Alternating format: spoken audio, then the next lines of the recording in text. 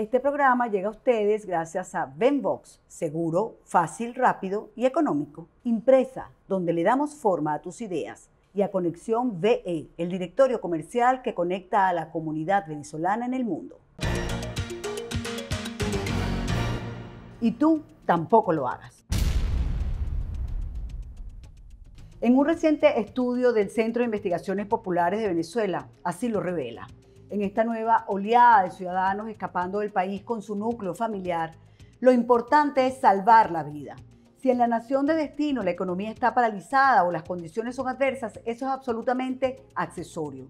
El estudio revela que el venezolano ahora tiene la percepción que el régimen no tiene ningún interés ni le preocupa resolver los problemas que les afectan, como la escasez de alimentos o de medicamentos, la electricidad y hasta gasolina y gas, porque lo que pretende es liquidarlos a todos.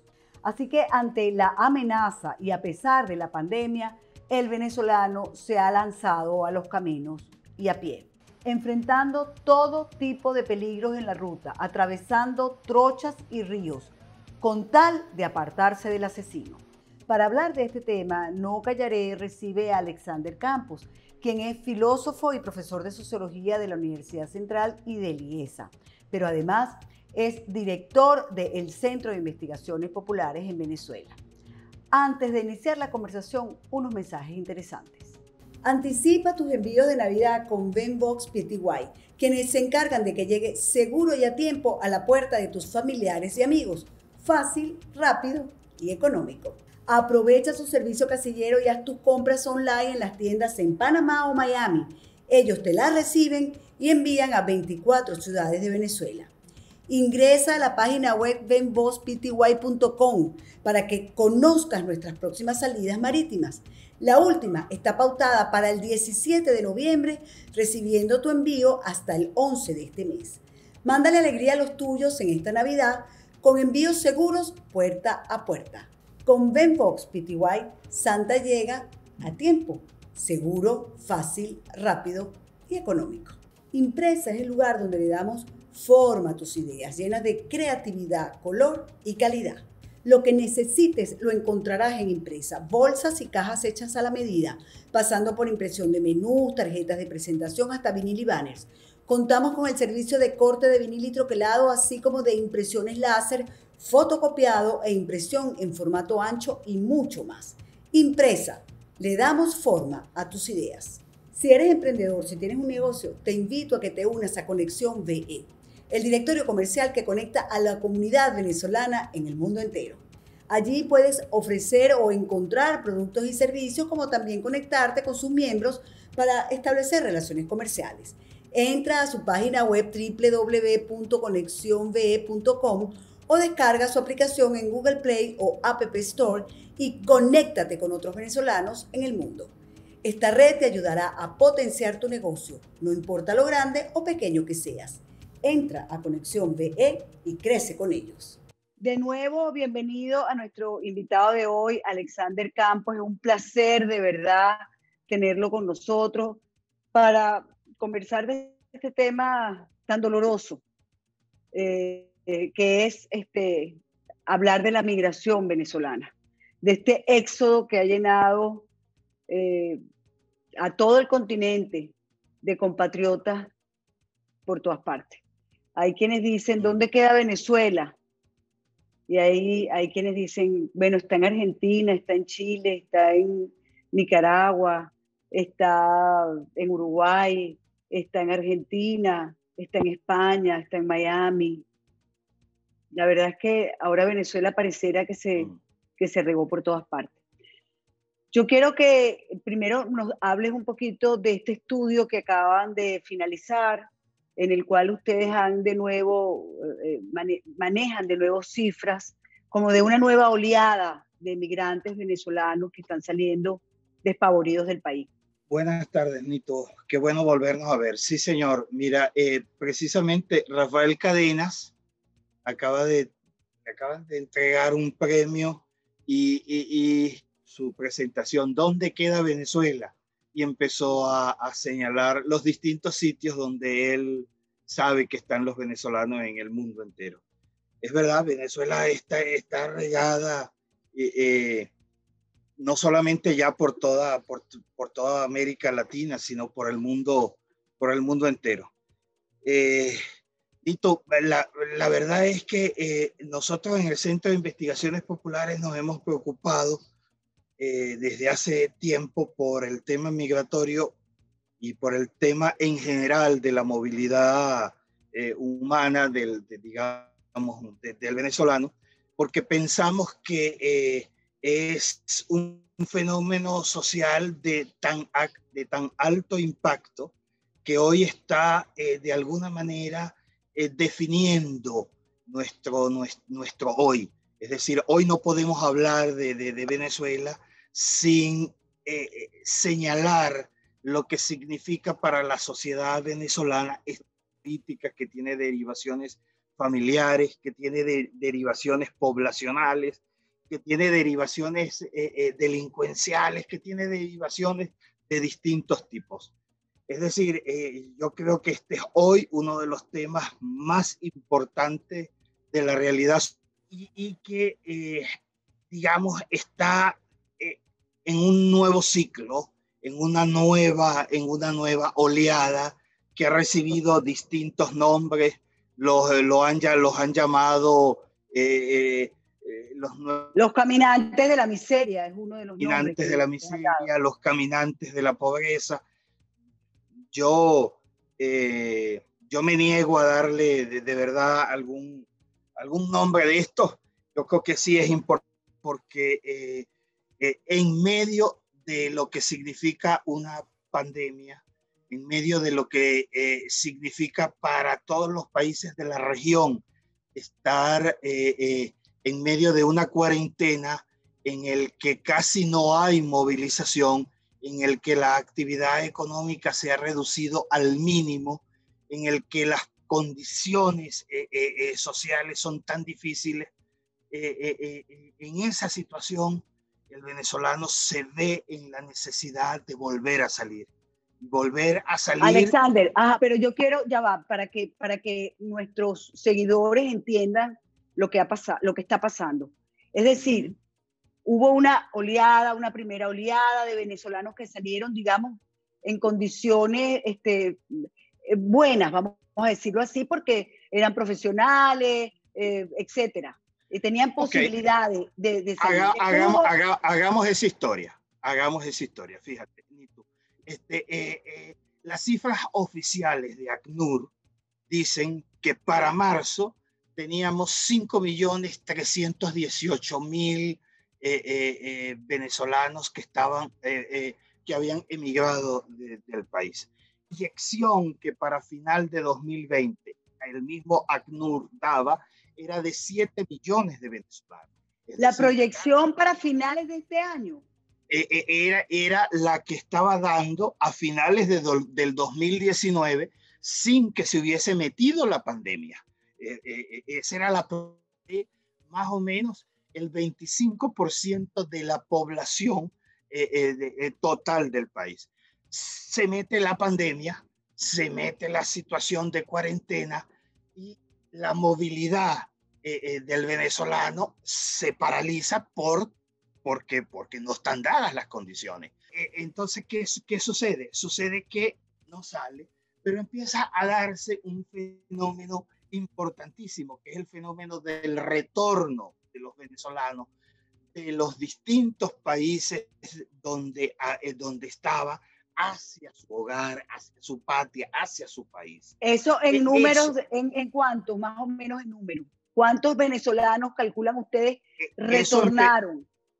Eso empezó a darse a finales de marzo y tuvo en todo lo que es finales de marzo, abril, mayo, hasta mediados de junio, un fuerte que dio Migración Colombia, es decir, desde uno solo de los países de retorno, fue de 130.000 venezolanos que ellos registraron.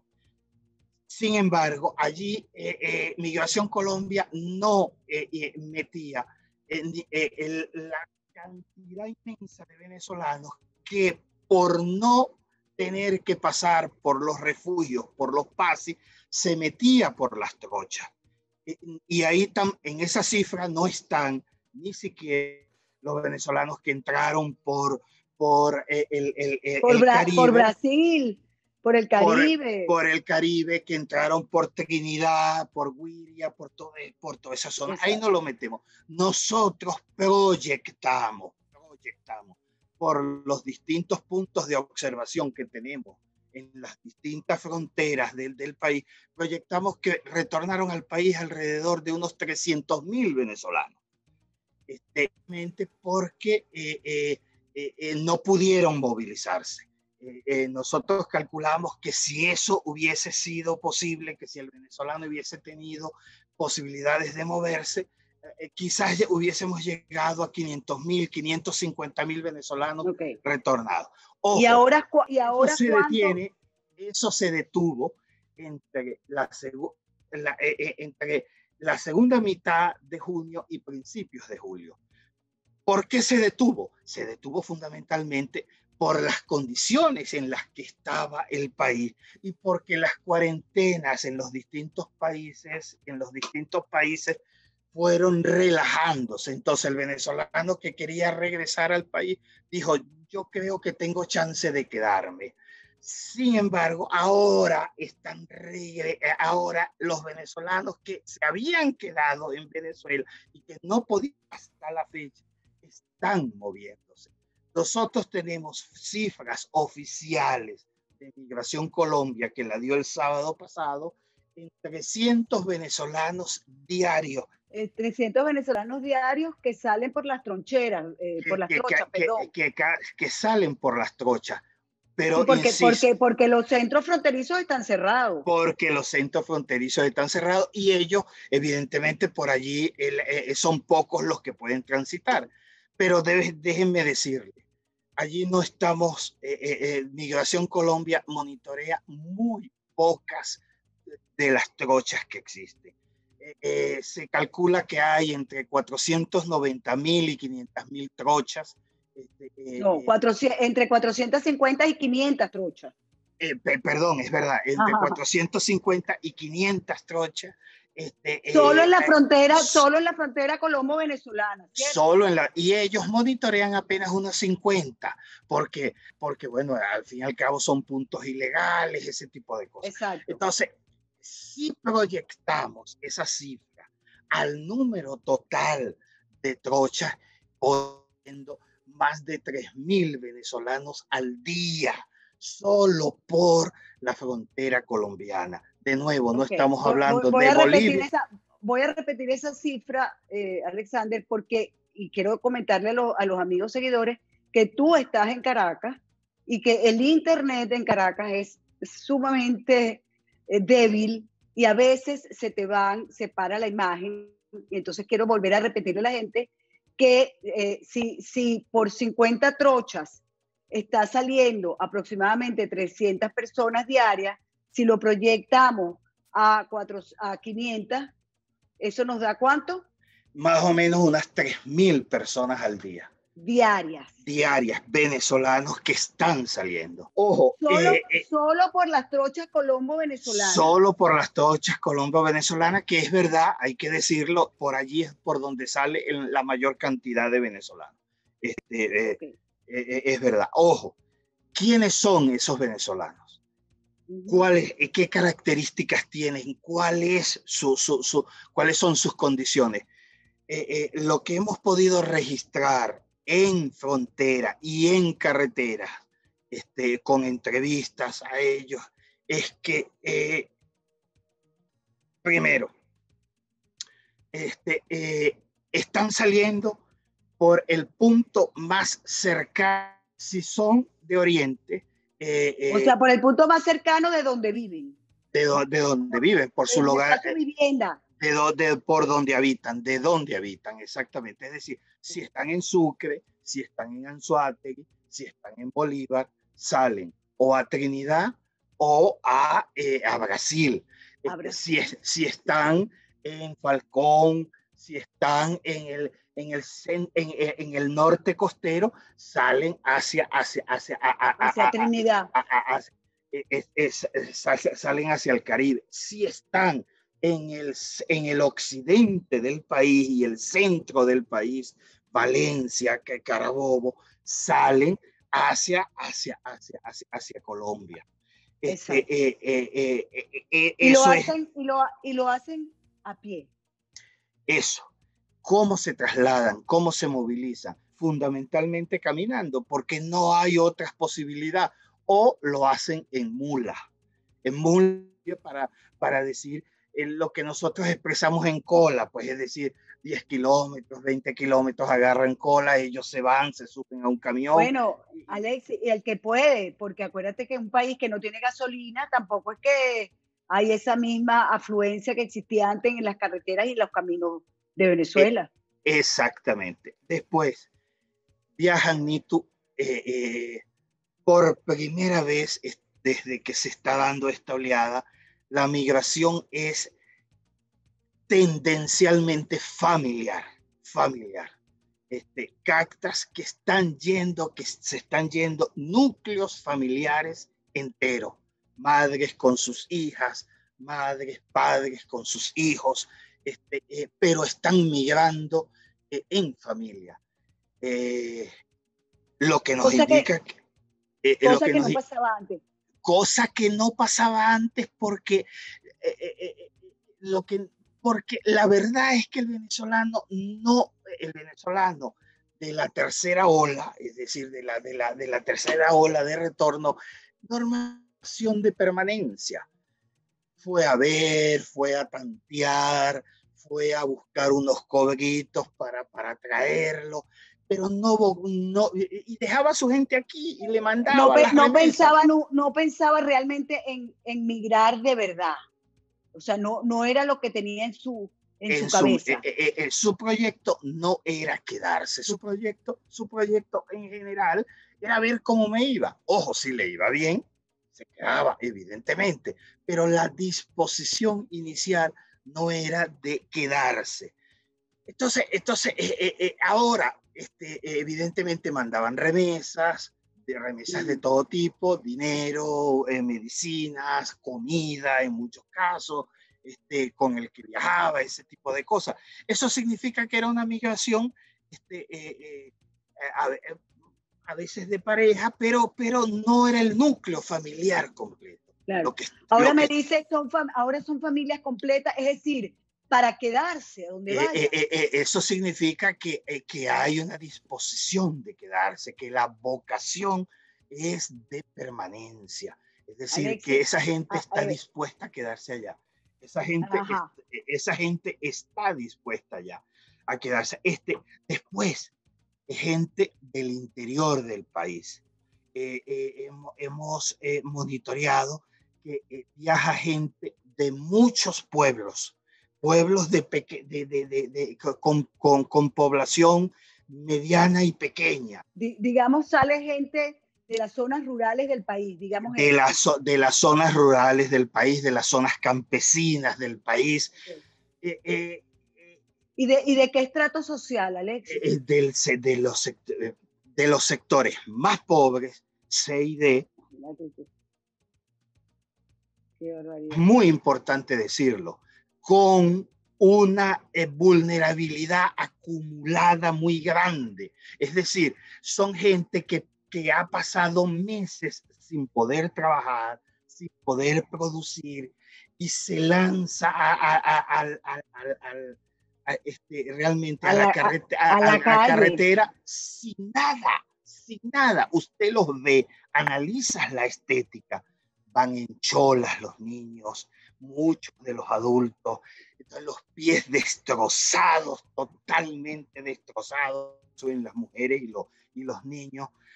Estamos viendo lamentablemente mucho adulto mayor Ay, Dios mío. caminando. Yo debo decir aquí que lamentablemente solo en el Táchira, en el último mes, fallecieron 12 de estos caminantes que se tengan registrados, 12 que se tengan registrados.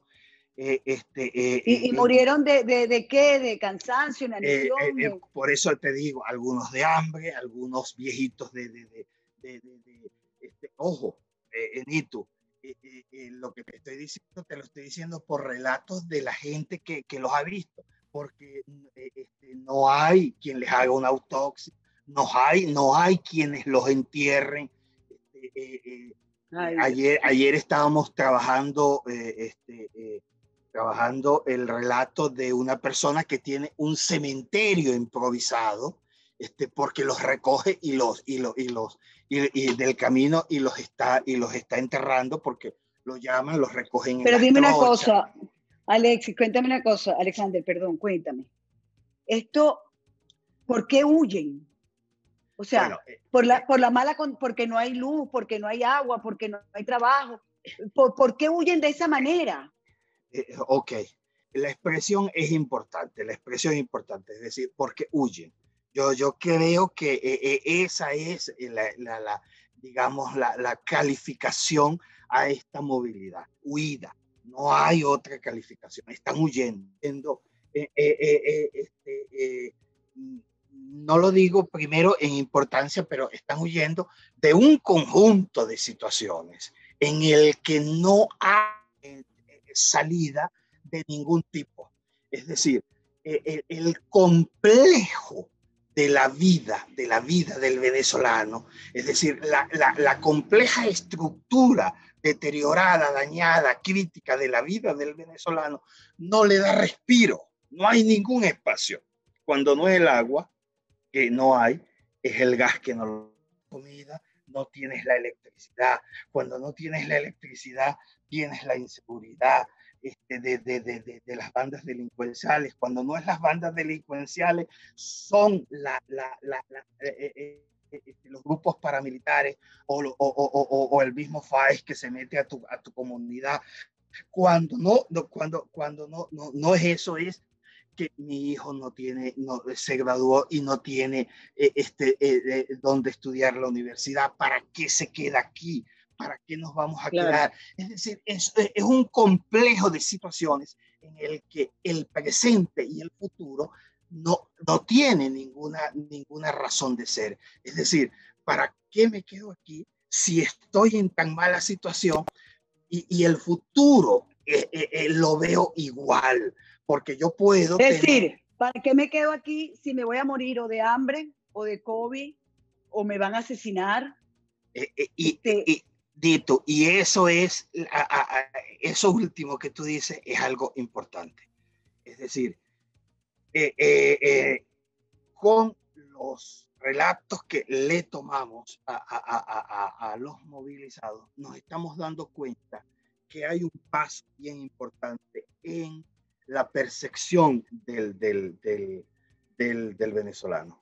Y es que el venezolano hasta en un entorno hostil y estando allí era muy vulnerable. Es decir, el entorno digamos, lo ahogaba, no lo dejaba vivir y huía del entorno. Sin embargo, en las narrativas que nosotros estamos encontrando, vamos viendo que está pasando el venezolano de percibir un entorno que me ataca. Y este sujeto tiene rostro, tiene características muy parecidas y muy similares a las del régimen. ¿Qué quiere decir? El venezolano ya no piensa que la situación, el entorno está así por ineficiencia. El venezolano piensa en este momento que el entorno está así porque fue planificado para eliminarme. Quien que comete un error en la política y no puedo sobrevivir. No, está huyendo de un político y de una política que ha sido diseñada para que no lo maten, porque ya está claro que la política ha sido pensada para su exterminio. En ese O sea, sentido... pero ya va, Alexander. Tú me estás hablando que estos venezolanos, encuestándolos, preguntándoles, entrevistándoles, tienen la percepción de que si se quedan van a ser asesinados por el régimen. Van a ser eliminados por el régimen, eliminados de una u otra manera. De una u otra manera. Esto no es un error. Y esta es una percepción importante que la tengamos. Es decir, el venezolano no piensa que es que lo han hecho mal, pobre, sabe que esto fue pensado porque ellos sobraban. En ese sentido, y ellos no, nosotros sobramos. Claro. Como venezolanos. En ese sentido, se adelantan a lo que lamentablemente el pueblo ucraniano descubrió solamente. El pueblo ucraniano descubrió solamente cuando se abrieron los archivos secretos de los soviéticos. De la seguridad. Sí. Descubrieron que el Holodomor era una política de Estado. El venezolano no necesita encontrar esos documentos porque ya percibe que eso es una política de Estado. Mira, en ese sentido dice, ya, haga lo que haga, en algún momento me caen. Eso me parece interesante porque, bueno, el venezolano ya entendió, pero con mucho dolor y mucha tragedia, que era mentira ese eslogan de con hambre y sin empleo, con Chávez me resteo. O con Maduro me resteo, o sea, no. Ya entendió que PDVSA no es de todos, sino de ellos para destruirla. Yo creo que es importante que el venezolano, Nito, ya va, fíjate. Pero es que lo que te quiero preguntar es lo siguiente, el venezolano está ya claro en eso, pero no lo enfrenta, huye. Se desarraigó del país. Evidentemente que huye. Y se la devuelvo al político, porque el político es el que tiene que diseñar el camino para enfrentar a este régimen. Es decir, ese es el paso político de la percepción. Si el político sabe, si el político se da cuenta que esta es, digamos, el tipo de percepción venezolano, el político está en el deber de diseñar un camino para que no sea huir el destino, sino para que sea enfrentar el destino. Porque, claro, caramba, vamos a ser sinceras, Nito, vamos a ser honestos. ¿Qué carajo puede hacer un pobre campesino de Yaritagua metido allá en aquel monte al frente de esto? Si él percibe que el político que tiene algún tipo de capacidad no enfrenta también. Entonces, o sea, yo creo que perdón, dale. No, me encanta porque te emociona, pero es que yo estoy llena de preguntas y oye, de verdad estoy muy impactada. Fíjate, ¿qué hacen los políticos entonces? ¿Qué va a hacer la oposición? O sea, ¿la oposición va a ser política para quién si el venezolano se va? Otra pregunta que me viene, ¿es Venezuela el nuevo pueblo judío errante en busca de una tierra prometida porque la suya se la quitaron? O sea, antes, sí. Por lo general tú veías que se iban los que más podían, pero ahora tú me estás contando que se van los que no tienen absolutamente nada, huyendo, horrorizados, aterrorizados, tratando de salvar sus vidas y las de su familia. Entonces, ¿qué hace la política? Ajá, dime, ¿esa huida? El grado de desesperación de esa huida es el grado de derrota de aquellos políticos que no han querido enfrentar a eso. Tú me preguntas, ¿qué hace? Yo te digo, es diseñar, vivir una realidad que exige otro tipo de estrategia. Eso es lo que te digo, evadir, política de hoy, evadir con cualquier excusa, pero evadir, no enfrentar la situación en la que estamos. Bueno, yo te podría decir que me parece que es una evasión decir que nos van a consultar otra vez. Yo te puedo decir que a mí me parece una evasión decir que van a dialogar otra vez.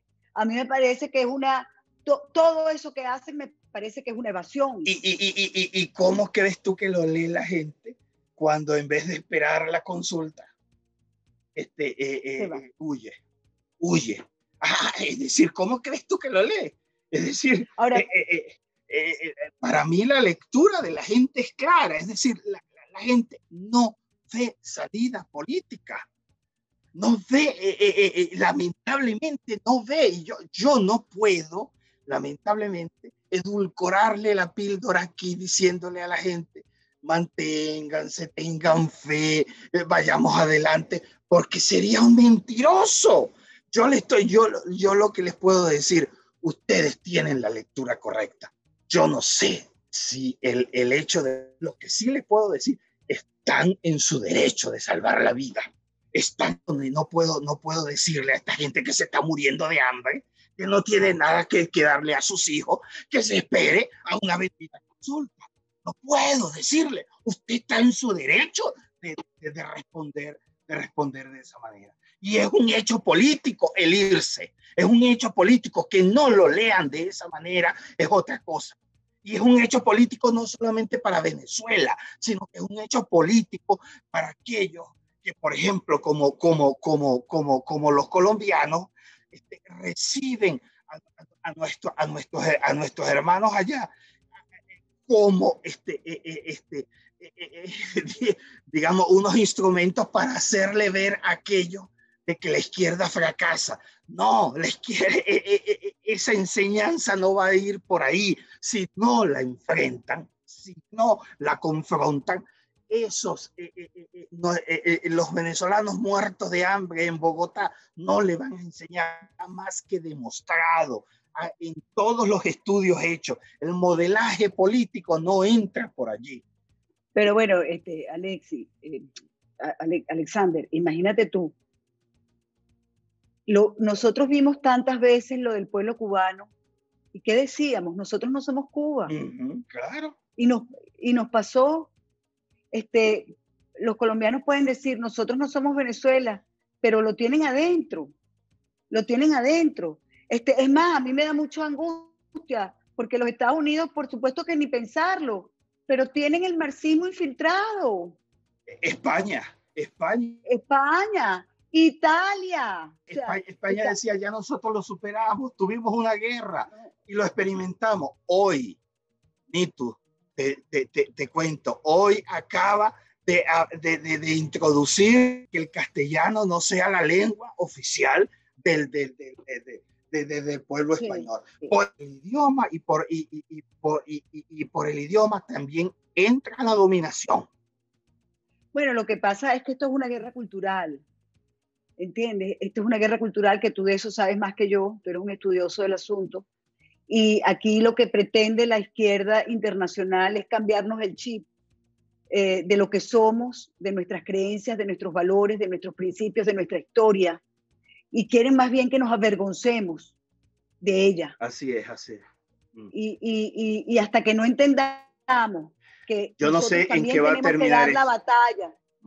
Nosotros tenemos que dar la batalla también en el mundo cultural, en las universidades, en las escuelas. Sí, sí. La familia tiene otra vez que reunirse, reencontrarse, conversar con los hijos. Esto es una cosa muy grande lo que nos está pasando y es a nivel internacional. Pero ya para terminar. Sí, ya para terminar. Dale. Ajá. ¿Qué le podemos decir o qué le puedes decir tú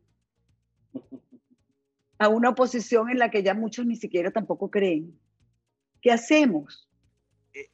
Nito, a pesar de lo dramático que pudo haber sonado todo lo que yo dije, unidades, cuando con los distintos estudios que tú hagas, te acercas a ellos y a veces sin ni siquiera hacer ningún estudio, tú te das cuenta que en la gente que queda, a la organización, hay una disposición a la resistencia y que falta el trabajo político de empezar de cero. Lamentablemente no es una salida de ahora, pero no es una salida que suene bonita, no es una salida que que suene a solución rápida, pero es una salida que llama a volver a hacer política, la gente, a estar con la gente y a trabajar desde la gente,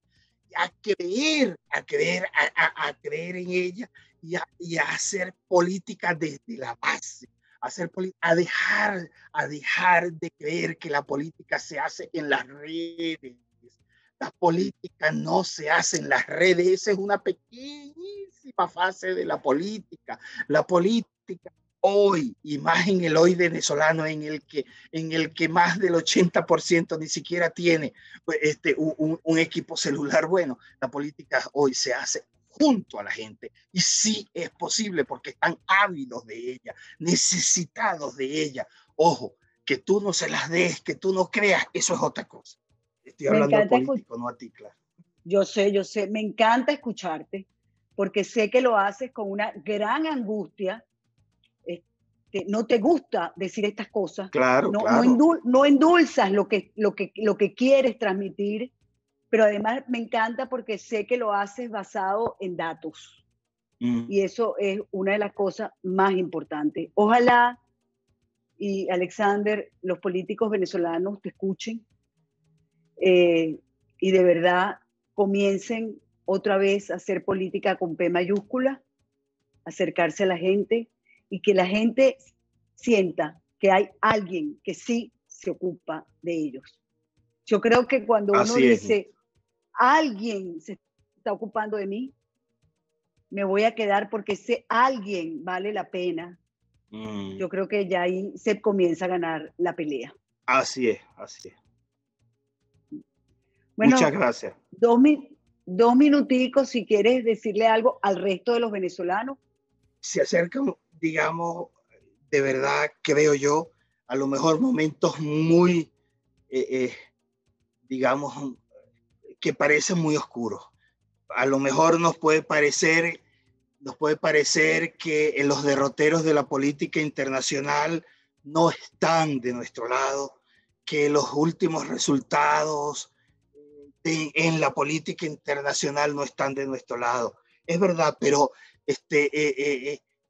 eso lo que va a implicar es que vamos a tener que hacer el trabajo de otra manera, vamos a tener que convencer a la gente nueva que llegue de que es necesario para ellos mismos hacer el trabajo de otra manera y no como lo están pensando.